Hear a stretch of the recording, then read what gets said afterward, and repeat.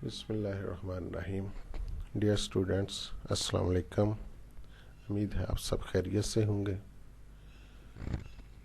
आज हमारा mathematics class 9 का 10th लेक्चर है चैप्टर 2 का।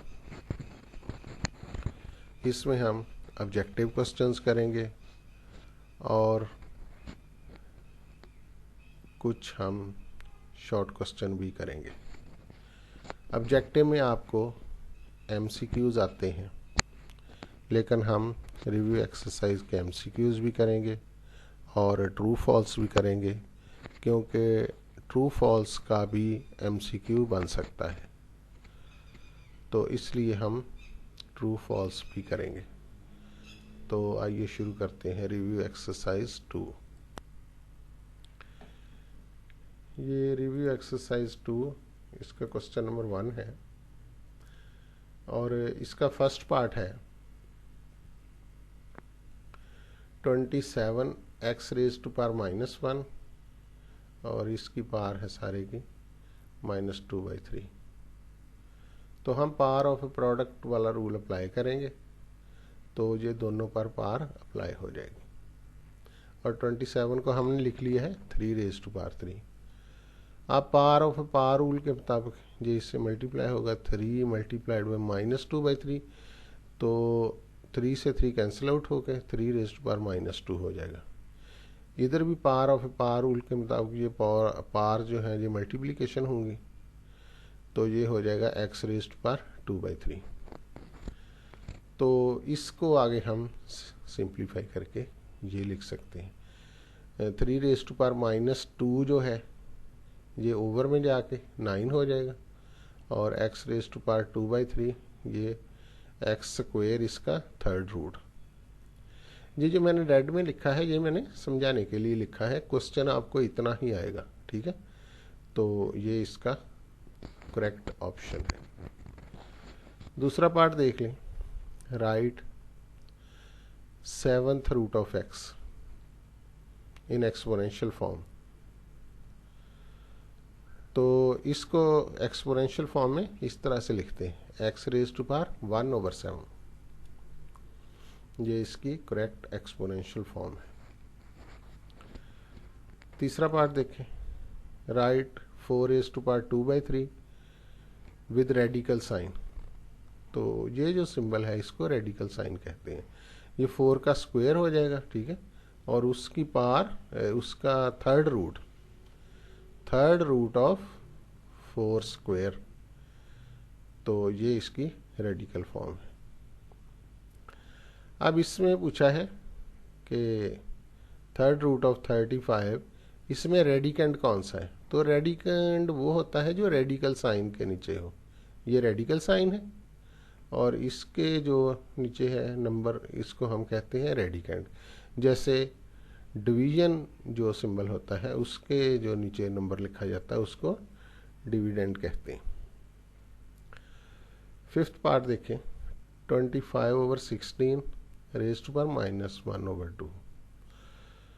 तो जब नेगेटिव पावर हो तो फ्रैक्शन उल्ट जाती होती है, तो इसने हो जाना है 16/25। तो 1/2 पावर जो है ये फिर प्लस हो जाएगी जब ये फ्रैक्शन उल्टेगी। तो 1/2 पावर इसके मीनिंग होते हैं स्क्वायर रूट। तो फिर हम 16 का स्क्वायर रूट लेंगे तो वो 4 हो जाएगा और 25 का स्क्वायर रूट लेंगे तो वो 5 हो जाएगा। तो ये है। अब 6 पार्ट देखें,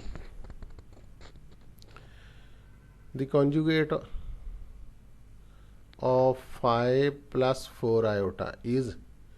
तो आपको पता है कि कॉन्जुगेट में हम जो इमेजिनरी पार्ट होता है उसका साइन चेंज करते हैं। तो जो 4 का साइन हम चेंज करेंगे तो ये हो जाएगा -4। तो ये वाला करेक्ट ऑप्शन है। 7th पार्ट है, the value of iota raise to power 9 is. तो इसको हम इस तरह लिख लेंगे, iota raise to power 8 into iota, ठीक है ना। और आयोटा रेज़ टू पावर 8 जो है वो स्क्वायर की पावर 4 हो गए, ठीक है, उसने 1 ही हो जाना है, तो आयोटा ही सिर्फ आपके पास बचेगा। इस तरह के बहुत से क्वेश्चन हम पीछे कर चुके हैं, एक्सरसाइज 2.5 में भी किए हैं, ठीक है, और 6 में भी कुछ किए हैं, तो वो आप देख सकते हैं एक्सप्लेनेशन के लिए।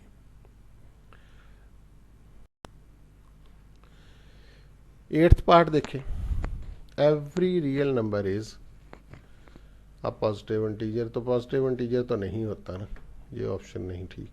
रैशनल नंबर भी नहीं होता, क्योंकि रैशनल भी होते हैं रियल नंबर में, इररैशनल भी होते हैं, इसलिए हर रियल नंबर रैशनल नहीं होगा, कुछ इररैशनल भी हो सकते हैं।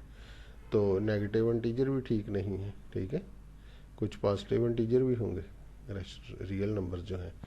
तो लेकिन हर रियल नंबर कॉम्प्लेक्स नंबर ज़रूर होता है, हर रियल नंबर। मसलन कोई भी रियल नंबर है हमारे पास, मसलन 2 का स्क्वायर रूट है, तो हम इसको लिख सकते हैं 2 square root plus 0 iota.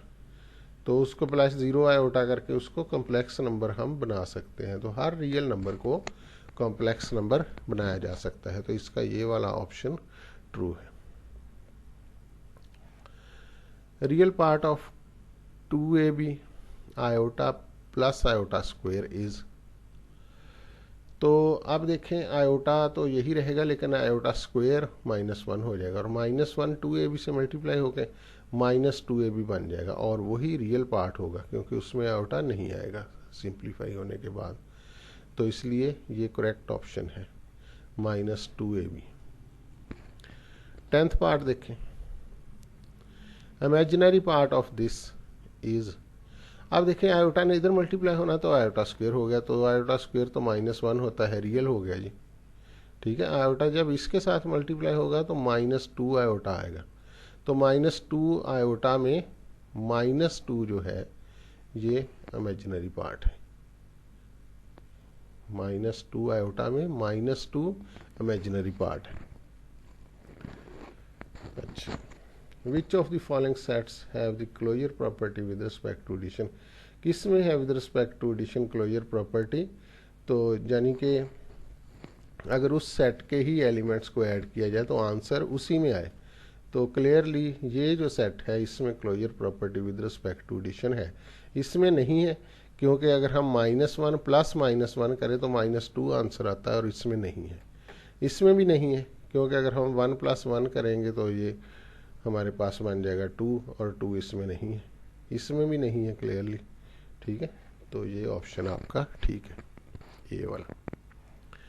12 part, name the property of real numbers used in. यहाँ कौन सी प्रॉपर्टी यूज हुई है कि -5 square root over 2 multiplied by 1 किया तो यही आंसर आ गया। तो ये आपके पास मल्टीप्लिकेटिव आइडेंटिटी ये यूज़ हुई है। मल्टीप्लिकेटिव आइडेंटिटी 1 होता है, तो इसलिए उससे मल्टीप्लाई करें तो नहीं बढ़ता, आंसर वही रहता है। तो ये मल्टीप्लिकेटिव आइडेंटिटी की प्रॉपर्टी यूज हुई है। अब 13 पार्ट देखें, if x y z belong to r, z less than 0, then x is less than y। तो अगर आपके पास 3 रियल नंबर हों और ये दिया हुआ है कि जो z है ये लेस देन 0 है, यानी जो z है ये नेगेटिव नंबर है। लेस देन 0 के मीनिंग होते हैं नेगेटिव। तो अगर इस इनइक्वालिटी को ये ज़रा गौर से देख लें कि अगर ये इस इनइक्वालिटी को नेगेटिव नंबर से बोथ साइड मल्टीप्लाई कर दिया जाए तो ये जो साइन है लेस देन का इधर साइन है तो ये चेंज हो जाएगा, ग्रेटर देन का हो जाएगा। अगर इसको बोथ साइड एक नेगेटिव नंबर से मल्टीप्लाई करें तो z लेस देन 0 के मीनिंग है नेगेटिव नंबर। तो नेगेटिव नंबर से हमने बोथ साइड इसको मल्टीप्लाई किया तो हमारे पास ये इनइक्वालिटी बनेगी, यानी ये साइन जो है ये चेंज हो जाएगा। अगर पॉजिटिव नंबर से मल्टीप्लाई करते तो साइन वही रहता। तो ये है।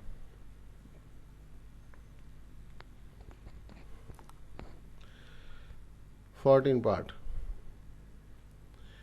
If a b belong to R then the only one of a equal to b or a less than b और ए ग्रेटर देन बी होल्ड्स, यानी अगर दो आपके पास रियल नंबर हों तो इन तीनों में से एक ही उनमें प्रॉपर्टी होल्ड करेगी, या तो वो दोनों नंबर इक्वल होंगे, या ए छोटा होगा बी से, या ए बी से बड़ा होगा।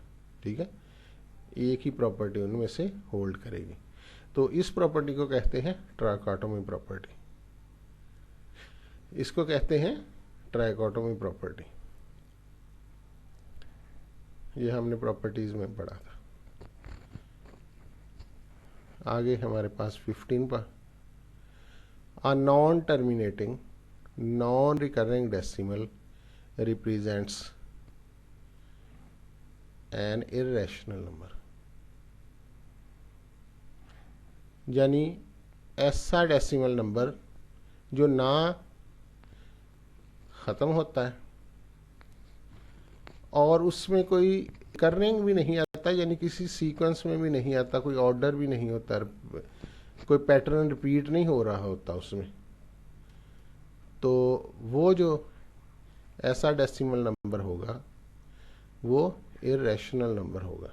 ठीक है, ये रिकरिंग फ्रैक्शन में हमने पीछे भी पढ़ा हुआ है। ठीक है, तो ये आपके एमसीक्यूज हैं, ये इसकी भी सुन लें ज़रा।